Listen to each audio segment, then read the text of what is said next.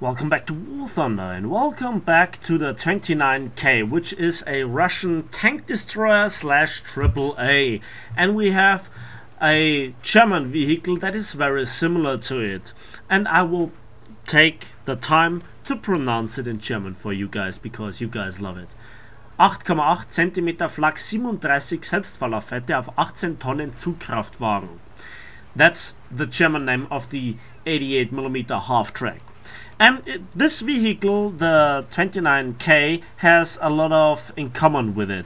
It has a powerful gun at a low battle rating with a relatively quick reload for the caliber, has limited gun depression with just -3 degrees over the side of the vehicle, and the turret rotation speed is also really slow. In my current configuration with all the upgrades and an expert crew, I have 10.3 degrees per second. That is really not fast.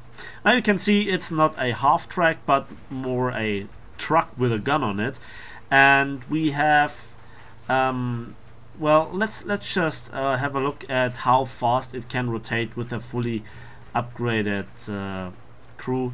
In an ace crew we have 11 degrees per second. Also the elevation speed with 6 degrees per second is not really fast for a AAA, so you have to use it for a tank destroyer. Furthermore, this vehicle has a limited horsepower to ton ratio of under 10, and that is never good.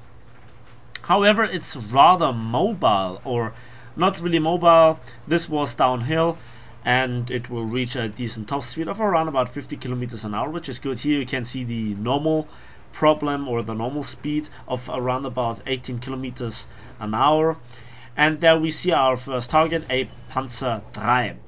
Yeah, going through the upper plate, exiting it, and then entering the turret and then detonating it. I love Russian shells.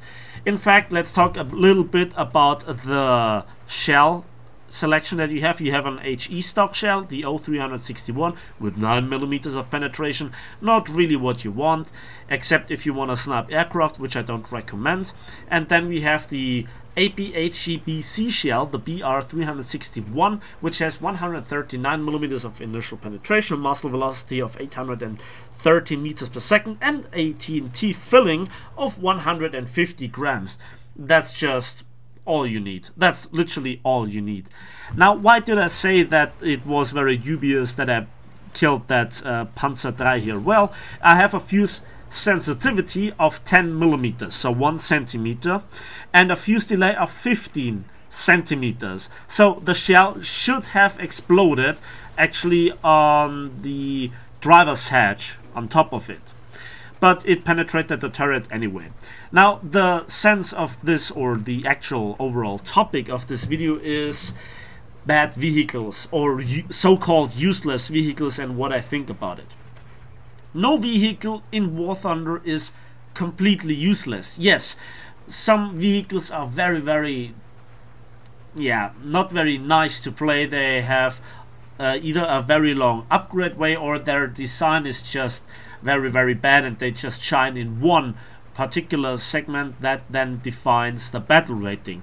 For example, the German tank destroyer, the Hanumak Henschel, after the Jagdtiger, feels outright like a complete downgrade, and stock it really is, but upgraded, yeah, well, you see, the question that I have for this particular tank is, the tank overall is not useless, and some people quite enjoy driving it. But I have to say, why does this tank have a battle rating of 7.3 in realistic, when the RE251, which has a practically better gun, has a battle rating of 6.7?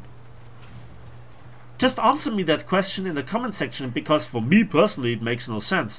Does the exchange of the APCR on the Hanumak Henschel for an HESH shell on the RE251 justify it?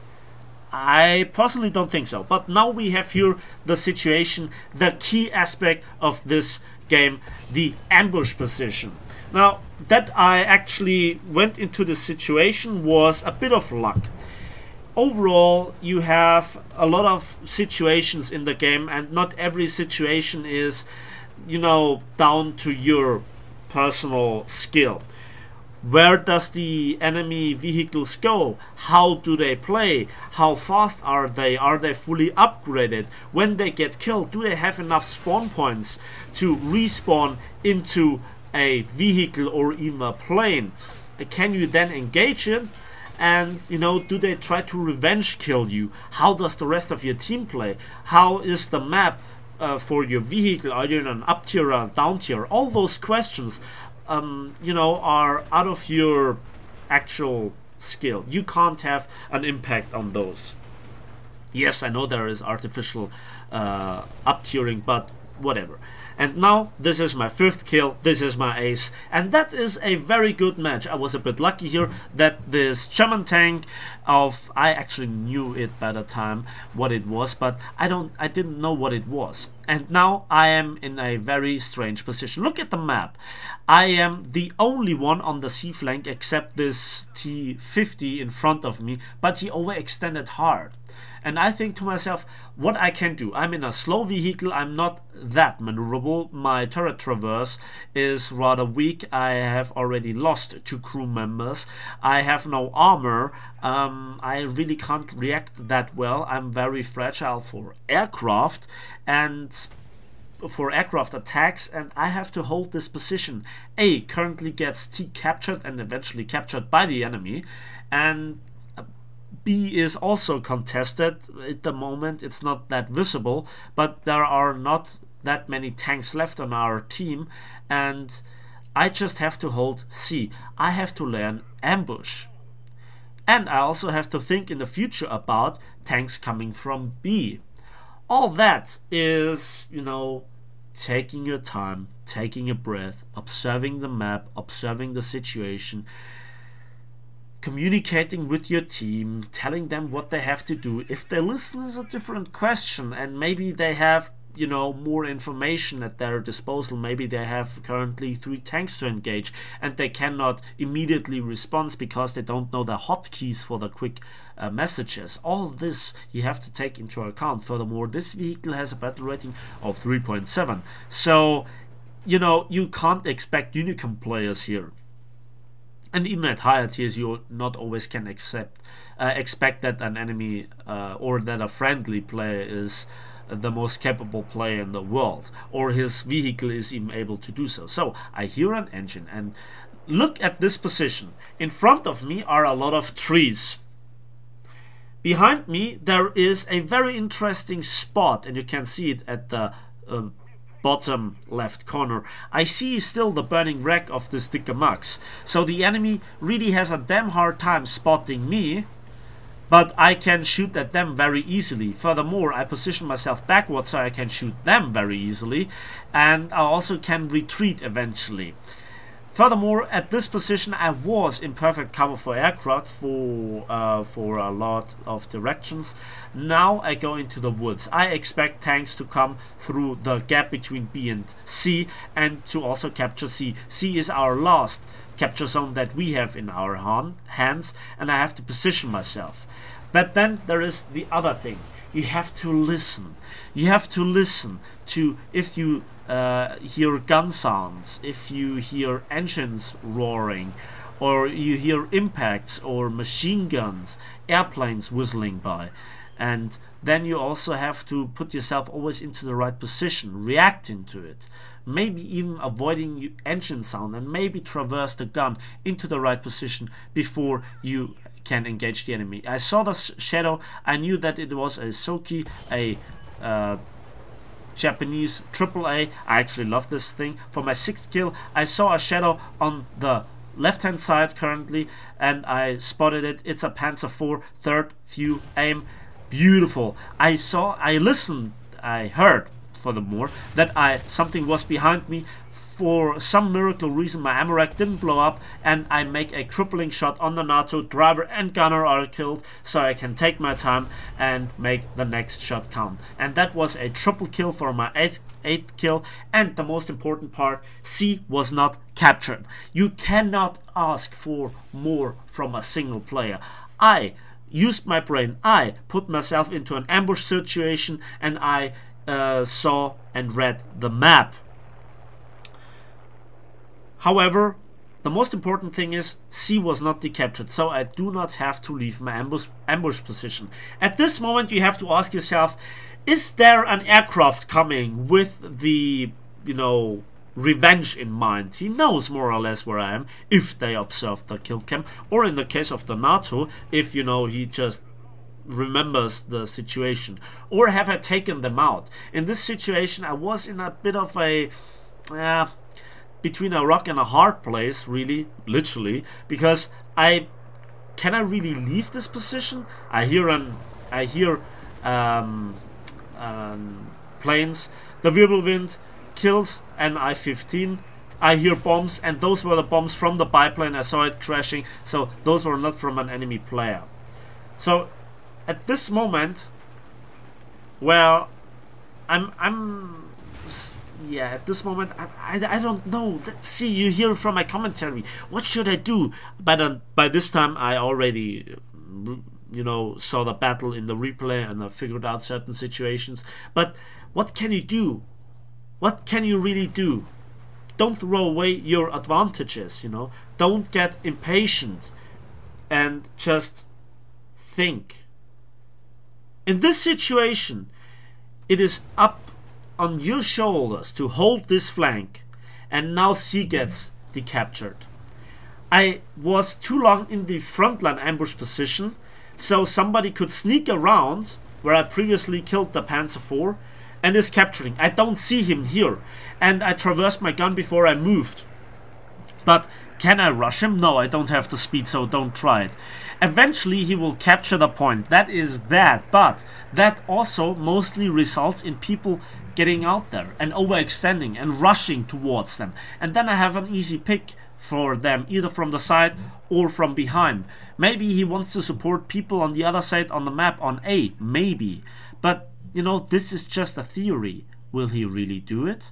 I still have to observe it, and it's probably better to use the binoculars. And there we see him, and I see the turret, and I make the safe shot, kill the gunner, kill the commander. A shame the ammunition didn't blow up. He actually has removed the ammunition from the other side of the tank, according to the hit cam, so that's quite a good decision by this Panzer IV driver.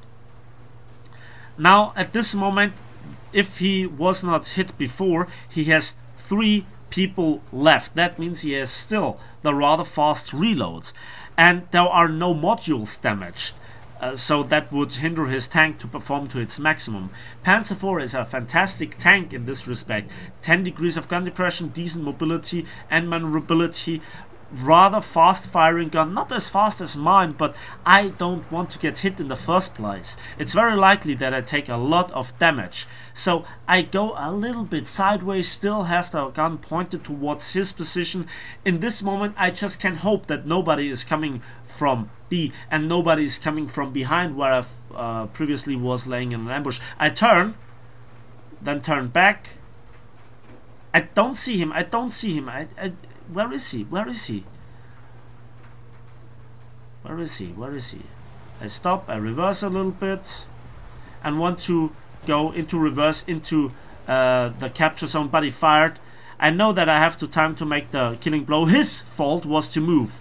I just saw him moving, but not, you know, through the barbed wire. Make the hitting on the loader. Now he's down to 2 crew members. Has the loader reloaded? Yes, he has. He misses the shot again. I don't know what he has drunk. And then I make the killing blow. Yes, that was my 9th kill. And now I reverse into cover. The mobility on this vehicle is so bad that it doesn't make any difference going up even this rather shallow slope in terms of how fast you can go. Certain slopes, especially when you're stuck, you can't even climb. And I'm not joking. The horsepower to ton ratio is better than on a mouse, but the mouse has more grunt in the engine, so you actually can climb rather steep hills in a mouse or an E100 therefore. Believe me, I have driven them enough. It's rather shocking how underwhelming this vehicle is. Especially on muddy terrain, it just is outright disastrous, especially when stock. But now I'm capturing the point. I'm very nervous. This is the position I picked. I put my gun into the north towards the enemy spawn and put the house between me and the B point, so if somebody is coming through the gap, he has to come around, and I have enough time to observe both spots. And the one where I'm not covered, I have covered with my gun. And that's my second spawn capture point. And now I want to get the hell out of there. I hesitate for a moment, I want to secure the area, and then I get hit by an aircraft. Oh no, German tracers. Oh no, oh my god, that was an F4. Having the 15mm gun pods, and they mean a lot of fire coming through it. He shredded my crew, and at the end of the day we lost the battle, sadly. Nearly 30,000 civil lines and 2,250 modification research points for the artillery module. And yeah, for my 9 kills and 2 capture zones on a loss with a premium account without any boosters being applied, securing me second place with 2,707 score points. Yeah, it was kind of a heartbreaker. But I put 12 kill heartbreaker on the Centurion Mark 1 up lately, so this might not come as you for a surprise.